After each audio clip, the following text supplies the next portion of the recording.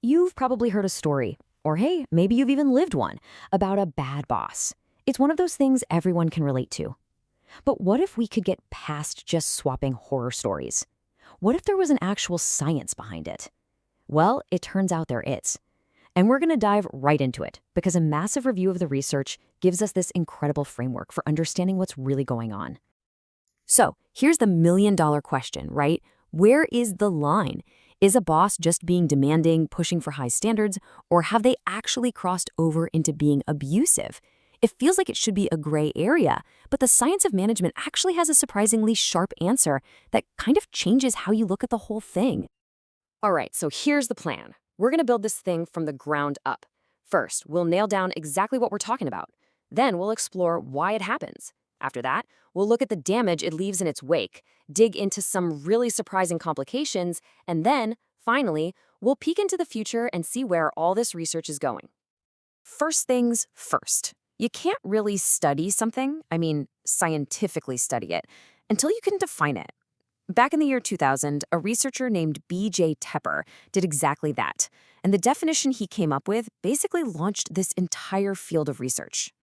And there it is. Okay, I know, it looks a little academic, right?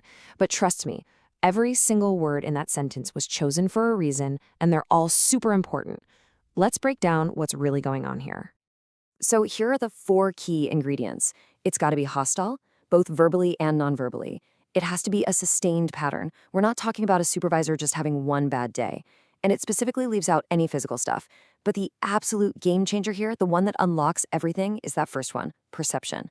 It doesn't matter what the boss intended to do. It doesn't even matter what an objective third party saw. What matters is the subordinate's perception of the behavior. That single idea is the key to this whole field. Okay, so now that we know what it is, the next logical question is why? Why does this happen? Well, researchers have found it's almost never just one simple thing. It's more like a perfect storm of different factors. These causes, or antecedents, as the researchers call them, really fall into 4 main buckets. Yeah, sometimes it's about the supervisor. Maybe they're super stressed or have a certain kind of personality. But get this. Sometimes factors related to the subordinate, like their performance or even their own personality, can play a part. Other times, it's just about the unique toxic mix between those 2 specific people. And finally, sometimes the whole organization is the problem, hostile company culture or just insane performance pressure. It's rarely just a bad boss floating in a vacuum. So we've got the what, and we've got the why. But what's the big deal?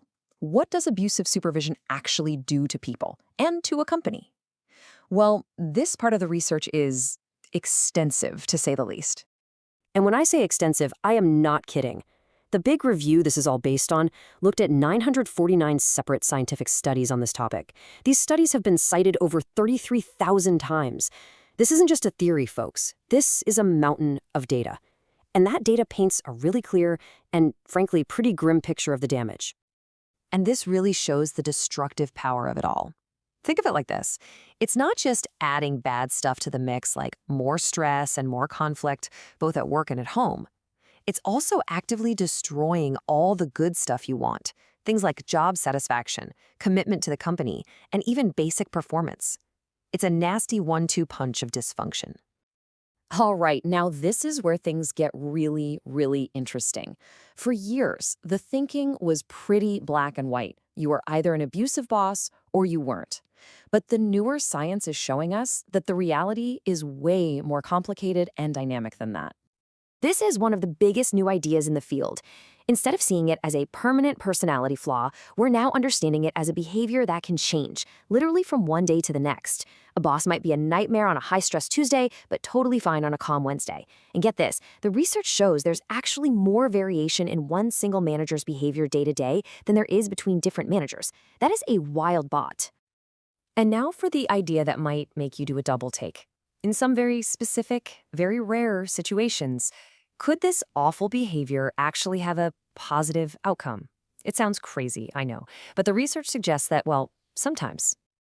Okay, let me be absolutely 100% clear. This is not a defense of being a bad boss, not at all. But what these rare exceptions show us is just how powerful that idea of context and perception really is.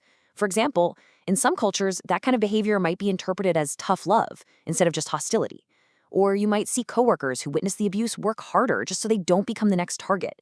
Again, these aren't good things, but they prove that it's the interpretation of the act, not just the act itself, that drives the outcome. So, where does all this leave us?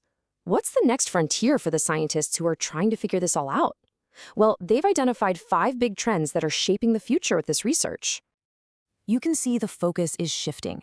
Researchers are getting way more nuanced. They're digging into those day-to-day changes we talked about, and they're looking at big factors like culture and power. They're also getting more practical, trying to figure out which coping strategies actually work for employees.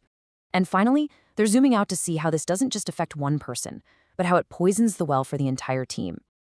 So after all that, let's bring it all back home to the one central idea that ties everything together.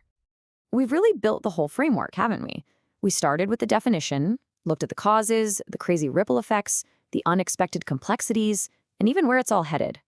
And every single piece of that puzzle, every single data point, leads back to that one fundamental idea. At the end of the day, this is all about the subordinate's perception. And that leaves us with one last, really challenging question to chew on. If the entire phenomenon hinges on how it's perceived, then who really holds the power to change things? Is it the manager? Is it the employee? Or is it the organization that creates the whole environment in the first place? That's something to think about.